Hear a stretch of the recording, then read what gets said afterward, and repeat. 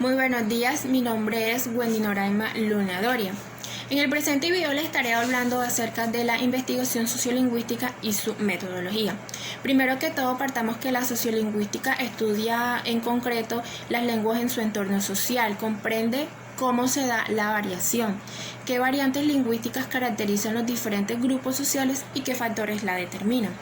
Sabemos que existen diferentes y muchas metodologías y técnicas para realizar investigación sociolingüística, pero aquí les estaré hablando acerca de la metodología que plantea Carmen Silva Corbalán en su libro de Sociolingüística y Pragmática. El paradigma metodológico es descriptivo y explicativo y que según ella hay 5 pasos para realizar la investigación sociolingüística. Sabemos que estos pasos no son los únicos, pero lo han utilizado diferentes sociolingüistas y les ha salido satisfactoria su investigación. Entonces, estos 5 pasos son los siguientes. Primero, investigación de la comunidad e hipótesis de trabajo. Segundo, selección de hablantes. Tercero, la recogida de datos.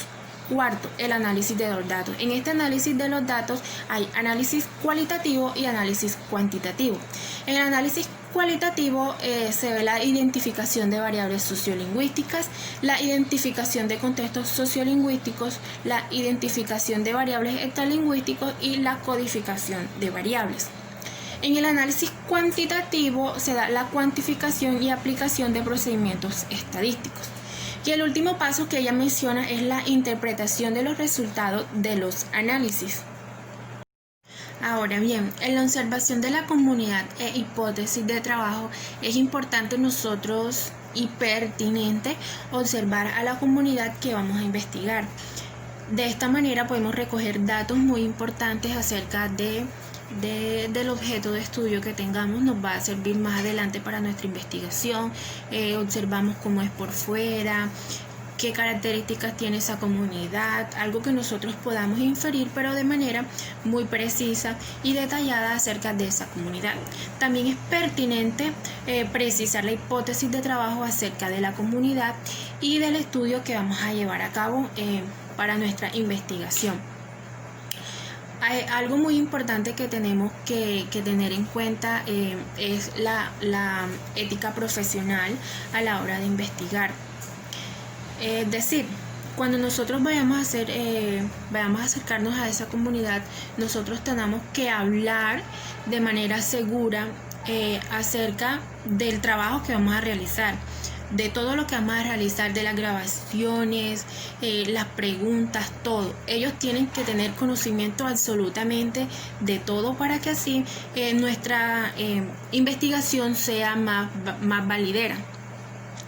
Tener claras las cosas, todo se tiene que hacer con su consentimiento, porque si no se hace, eso traería dificultades en nuestra investigación. Pueden ser cosas ilegales también, que nosotros de pronto escojamos algunos datos que de ellos y no les digamos. Entonces eso es muy importante en cuanto a la investigación. También cuando nosotros vayamos a grabar, claro, con su consentimiento, tenemos que preguntarles a ellos acerca si podemos utilizar sus nombres en nuestro informe, ¿sí? Sus nombres, sus apellidos, si se puede utilizar su grabación. Todo eso tiene que ser con su consentimiento. No podemos mentirles tampoco acerca del trabajo que nosotros vamos a hacer con ellos. Eso está totalmente en la ética profesional que nosotros tengamos. Entonces eso es muy importante que lo tengamos en cuenta a la hora de realizar investigación sociolingüística. Por otra parte, se encuentra la selección de la muestra de los hablantes. La selección de la muestra de nuestros hablantes va a depender totalmente y únicamente de nuestro objetivo de estudio y de la hipótesis inicial. En esta investigación podemos tener en cuenta el sexo, la edad, el nivel educativo, su religión, su nivel socioeconómico, entre otras. Si esta investigación viene siendo más que todo lingüística, tenemos que tener en cuenta solo el sexo, la edad y el nivel educativo. Todos estos elementos o criterios tienen que ser representados en la muestra. Hay 2 tipos de muestra: la muestra al azar y la muestra intencionada. Este muestreo al azar se hace con una técnica llamada survey y que a muchos sociolingüistas e investigadores le ha sido satisfactoria. Esta se trata de asignar un número a cada criterio y se va a escoger un número, se va a elegir un número al azar. Entonces de eso se trata el muestreo al azar, son como escoger al azar esos criterios. El muestreo intencionado consiste en establecer de antemano las categorías sociales y el número de individuos que se desea incluir en nuestro estudio. Ya es propio que nosotros tengamos la intención de escoger ese tipo de individuos. Entonces, de esta manera es algo que nosotros nos va a proporcionar y nos va a servir para nuestra investigación sociolingüística. El número de individuos de la muestra se tiene que escoger dependiendo de la naturaleza del problema sociolingüístico que se desea resolver y los recursos que nosotros tengamos a nuestra disposición.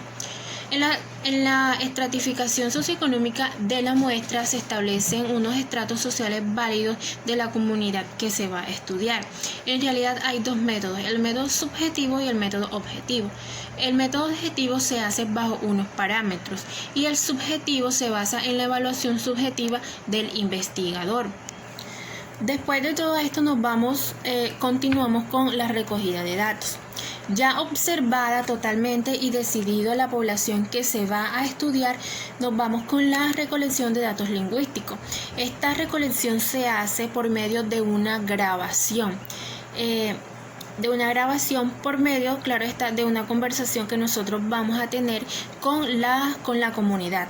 Esta conversación tiene que ser muy sencilla, natural, que los participantes estén totalmente relajados para que haya naturalidad al momento de ellos expresarse en la conversación. De esta manera se hace mucho más concreta y más fácil analizar los datos de esa comunidad.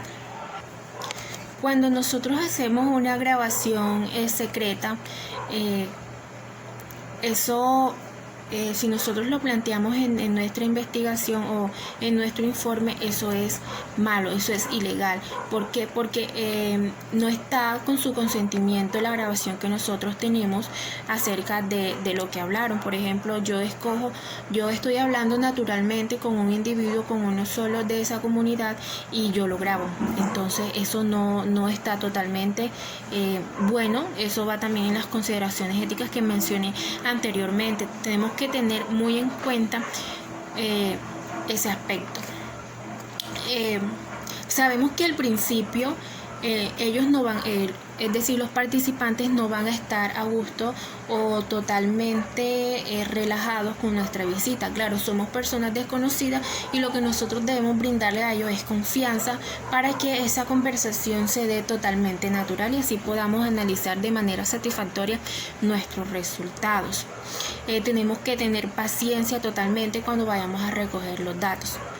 Un aspecto muy importante es la relación que tiene el investigador con los participantes, la relación que tenemos con ellos. Tenemos que tener en cuenta el sexo, si es mujer o hombre, la edad, claro está, el nivel educativo, el nivel socioeconómico, entre otras cosas, para determinar la relación interpersonal que ellos tienen. Sabemos que con cada individuo tiene un mundo diferente, ¿sí? Y tiene cosas diferentes que decir. Entonces, tenemos que tener mucha paciencia al momento de nosotros hacer la conversación y la grabación de nuestros datos. Muchas veces es mejor nosotros ser cercanos a esa comunidad estudiada porque vamos a tener, como ya nosotros conocemos un poquito de esa comunidad, ellos van a ser mucho más espontáneos, ya nos hemos conocido con esa comunidad, entonces es bueno que nosotros seamos más cercanos a la comunidad. En cambio que una persona que está no los conoce totalmente, siempre se va a hacer difícil, van a tener dificultades. Entonces ya una persona que es totalmente reconocida o no conocida de la comunidad va a ser más sencilla y todo. También depende de la actitud, claro está, del investigador, cómo nosotros nos referimos a ello, la manera en que nosotros los hablamos, nos expresamos. Todo eso va a depender del investigador también en muchos aspectos, que la conversación sea totalmente sencilla. La grabación a veces en grupos suele ser mucho más efectiva porque hay conversación social entre conocidos, por lo tanto se hace mucho más natural. Por ejemplo, yo estoy haciendo una investigación con un grupo de una iglesia, ya ellos se conocen bastante, entonces ellos van a actuar entre sí y van esa forma de hablar de ellos, su conversación va a ser mucho más espontánea, como ya lo había dicho, totalmente natural. Hay 3 tipos de conversación: la dirigida, la semidirigida y la libre. En la libre, el investigador no ejerce alguna clase de control ni tenemos un diálogo muy centrado, sino más bien libre, más de lo que nosotros queramos hablar. Bueno, esto es muy importante porque ya nosotros ya nos estamos dando confianza con el grupo y así de esa manera ellos también se sienten a gusto, se sienten más libres en nuestra conversación. La dirigida ya viene siendo mucho más cerrada, sigue un orden totalmente planificado, se hacen preguntas totalmente estrictas acerca de lo que nosotros queremos saber de esa comunidad. Y la semidirigida ya es básicamente un poquito más libre, pero también teniendo en cuenta los temas que nosotros vayamos a estudiar con ellos, a investigar con ellos. Entonces, esos son los 3 tipos de investigación, de conversación que nosotros tenemos con la comunidad. Por otra parte, se encuentran diferentes u otras técnicas de recolección de datos. Está la respuesta breve y anónima, que fue una forma ingeniosa de la BOP. Esta consiste en hacer unas preguntas y que su respuesta dará ejemplos de la variable lingüística en estudio. Esta técnica se presta para el estudio de variables fonológicas, léxicas y en algunos casos sintácticas. La otra consta de la prueba de repeticiones. Esta consiste en repetir o leer lista de oraciones que han sido usadas por niños, adolescentes y adultos. Y por último se encuentra la pregunta directa, que esta va más que todo al objeto de estudio, lo que se quiere saber o investigar.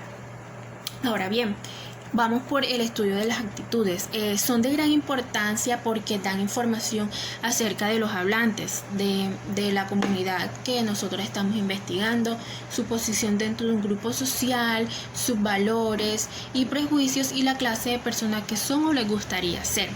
Las actitudes positivas o negativas de los hablantes pueden ser un indicio para el futuro de nuestra investigación, pueden ser también un fenómeno variable en cuanto a la posibilidad de algunas variantes que se puedan convertir en la norma lingüística categórica. A continuación les estaré hablando acerca del análisis de los datos lingüísticos. Como les mencioné anteriormente, el análisis de los datos lingüísticos incorpora 2 tipos de tarea: la cualitativa y el cuantitativo. Esto se realizará dependiendo del objeto de estudio que nosotros tengamos. El análisis cuantitativo se basa en la identificación de la variable. Son todas aquellas variables que ocurren en el acto de habla. Por ejemplo, en un mismo hablante se alternan las pronunciaciones alveolar R y R. La postulación de hipótesis sobre el fenómeno de estudio: se formula una hipótesis de trabajo dependiendo del objeto de estudio y así poder direccionarnos en esta hipótesis que nosotros tengamos. Se condicionan factores como la edad, el sexo y totalmente el estilo. Como tercero tenemos la identificación y distribución lingüística de la variable dependiente o definición de contextos lingüísticos. La variable solo ocurre en posición inicial de la sílaba y seguida de una vocal. Se examinan los contextos lingüísticos de A a D. Son los siguientes. Son el contexto procedente. Esta se da en la posición inicial absoluta, viene siendo lateral, nasal, vibrante o silabante. También se encuentra la posición. La posición viene siendo el inicial de la palabra y el interior de la palabra. También se tiene que tener en cuenta el acento. Hay acento en la vocal tónica y la vocal átona. Y la clase de palabra, si es un sustantivo propio u otro. En el análisis cuantitativo implica 3 etapas, que son la codificación, la cuantificación y la interpretación de los resultados. En la codificación vienen siendo esos factores lingüísticos y extralingüísticos como el estilo, la edad y el sexo. La codificación son los datos en el estudio de la variación, que a menudo incluye la aplicación de programas de computación que realiza una variedad de análisis estadístico. Y por último tenemos la interpretación de los resultados. De un estudio sociolingüístico esta es de gran importancia, ya que se van a mostrar los resultados de nuestra investigación y de nuestro objetivo de estudio. En la interpretación de los resultados, ya como tal, vamos a todos los datos que tenemos, los vamos, como dice la palabra, a analizar, vamos a sacar si se cumplió con nuestro objeto de estudio, si recolectamos lo que en realidad nosotros queríamos recolectar, las variables, todo y se va a plasmar en un informe, toda esa investigación que nosotros hicimos en esa comunidad. De esta manera se hace una investigación satisfactoria para lo que nosotros queramos buscar, investigar.